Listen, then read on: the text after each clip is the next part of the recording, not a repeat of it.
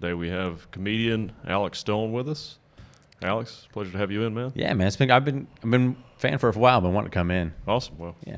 Glad we got you on the show. So. Yeah. Where are you from, man? From Winston-Salem, North Carolina. Okay, cool. Originally. Yeah, well, a little bit west of it. Pretty much Winston-Salem. A lot of times when people ask where I'm from, I'm like, I can tell you the town exactly. But I'm actually, it's like, I grew up in a place called Davie County. Okay. It's so small that there's only one high school in the whole county. Oh, wow. And and so, but a lot of times, like when we did anything like go shopping, do anything like that, go to the movies, we always went to Winston. Yeah. So might as well just say I'm from Winston. Okay, cool. And and so like it's so easier too when people are like, well, if you go 30 minutes west of Winston-Salem, there's a hole in the wall. That's where I'm from. Well, it's just woods. Yeah, just woods. I just lived in the woods, raised by wolves. Yeah. That's cool, man. So when did you start doing comedy? I started when I was 19. Wow. Actually, yeah, really young. Not that young, but I mean, I was. Well, for comedy this year. Yeah. So I like first set I did was actually at a Comedy Zone. Just went and did an open mic, and at the time too, it's not even something I thought like it's like something I want to pursue. It was just kind of like just messing around because I just written some ideas in my head and I went and did a set and I bombed terribly, but it was almost like the shame of like. I'm not gonna do that again. I'm gonna go back and I'm gonna show that I can actually do it. Right. And so I went back and did it a second time. I did a little bit better. I'm like, okay, so I can improve. And still at this point in time, I didn't plan on being a comic. I was just like trying to no, I'm not gonna suck that bad again. Let me just do this again. So, and then like a year later, I'm like, I guess I'm a comic now. I've been doing this so yeah, that's kind of how I fell into it. Was like I did a lot more writing and preparation before I even got on stage. Okay. Yeah. And I think that stuck with me because I'm pretty heavy into like having like a really polished set worked out and then like let it fail on stage and then edit it. Then start working. And the next day, be like, okay, well, what screwed up there? And like I'll start like tweaking words and like, all right, well, this was kind of funny, but this wasn't. So let's take this part out and replace it with something else. Yeah. And so yeah, I think a desire to write was what got me into stand-up initially. Same here. Yeah. Yeah.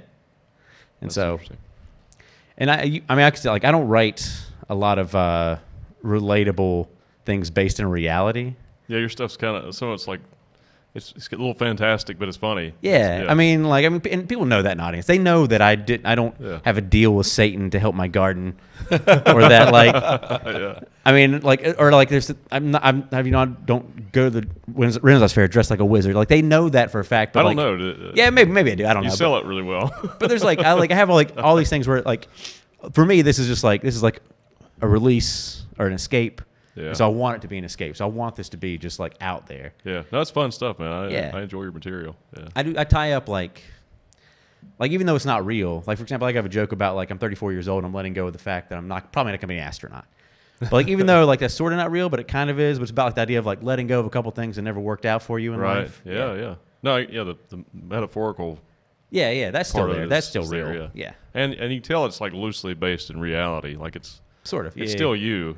I'm sure you have a garden. I do. Yeah. And I started during the pandemic because it's like I got to do something before I don't go batshit crazy. Yeah. So I think that's part of like that joke is just like it's the idea of like you have to kind of do a few crazy things just to keep from going insane whenever you're locked in your house for 18 months. Do you ever do any Comic-Cons or anything with that material?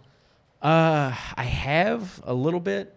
With Dusty, I've done a few gigs with him with Attention Horse Comedy, and I'm part of an improv troupe as well, and I've done a few sets at some comic conventions as part of an improv troupe, which that's a whole nother beast. Oh yeah, I'm sure. Yeah. But your material seems like it would do really well at Comic-Cons. Yeah, I think there's a specific audience that likes what I do, and there's another audience that definitely does not like what I do.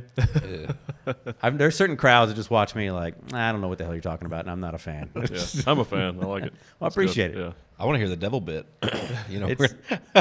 It's that one's evolving. That one's actually pretty new because that was like my first like bit I was really proud of coming out of the pandemic about how like I had to just make a deal with Satan for my garden to grow, but it's just like how far am I going to go like to get these fresh vegetables? It's a good one. Yeah. I enjoyed it. I like it. I like the premise of it already. Yeah. When's your next show? So my next show, that's a good question. I actually Twin City Stand Up this Friday. Oh, nice. It's a show. So I'm actually producing and hosting that show.